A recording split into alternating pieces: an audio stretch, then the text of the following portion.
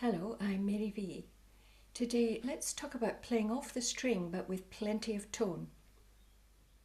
So there are many different sounds that we make when we play off the string. It can sound pretty short, like that. Or sometimes when we're playing a piece we want a little more tone. We want a little bit more length and yet it's still off the string. Like the last movement of the Spring Sonata by Beethoven.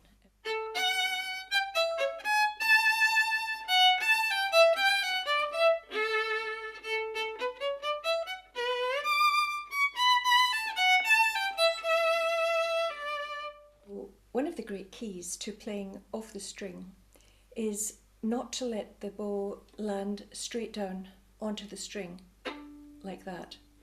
Almost like landing a helicopter straight down. But it's more like landing a plane where you create a little curve, a stroke, backwards and forwards. Even if it's tiny, it's still there. So it is a down bow or an up bow, not just a straight up and down bounce. Okay, now that's the key to starting to put a lot of tone or sound and expression into your playing off the string and being able to mix it up with legato notes and longer notes and all that you heard in the Beethoven. So the important thing is the shape of your hand, because if you always play with a lot of hand movement or finger movement, a lot, okay, it might be very difficult for you to actually just do the simple thing of approaching the string and putting your bow down. You're making it much more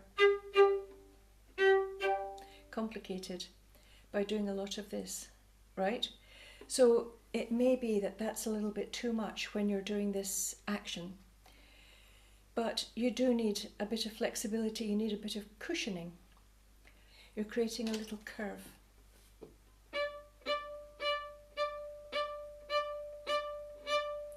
So you get very, very familiar with the point of contact with the bow, wherever it is.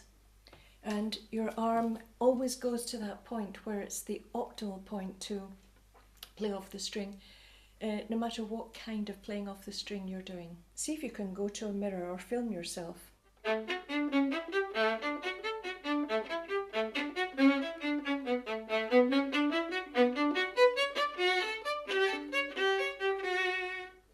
And look at your hand and make sure there isn't too much movement. Now to make the note slightly longer, I really am very, very close to the string. There's hardly any distance there from the bow, the height, and it's a very, very short distance to a little click at the beginning, which is really nice. So how to get this lovely click into your bowing, especially when you play off the string, is to start with a feeling of pressing the wood down and a slight engagement with the string and then a quick release. You can learn to do quite a large movement in this.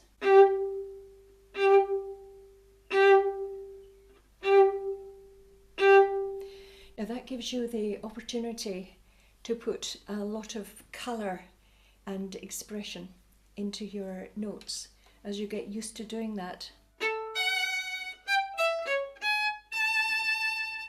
There's a mixture there of no click, just a little positive start, and then a click, and then 3 more clicks, and then no click. Okay, so it's all mixed up with having the articulated sound there and not. And you can end up mixing it together for a beautiful world of colour and expression. It's when you go from the A string to the E string that you're bumping and it's far too loud, like that, and there's no control. You're probably playing a little bit too far away from the string, and the control at the beginning needs to be, you start almost on the string.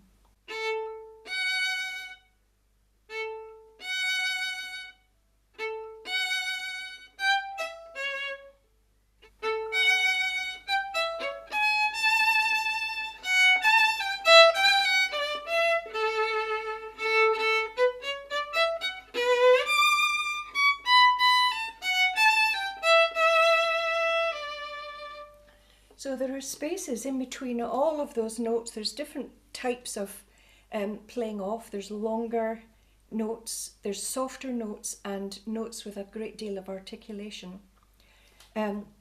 Something that is very, very good to practice is going from string to string, like at the beginning of that piece.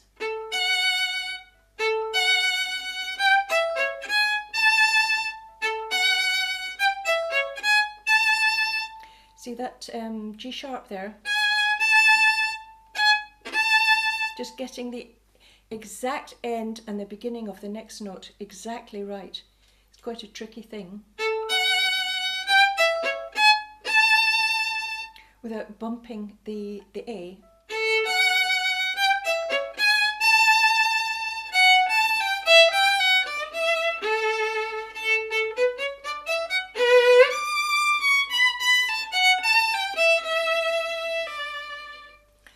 So just to confuse things, there's sautier, which sounds off, but isn't off actually. So all you're doing is being short enough to make the stick bounce, but the hair of the bow never leaves the string. It's actually on. It's just the length of it and causing the stick to bounce. It's just a question of finding the spot to do that and practicing it.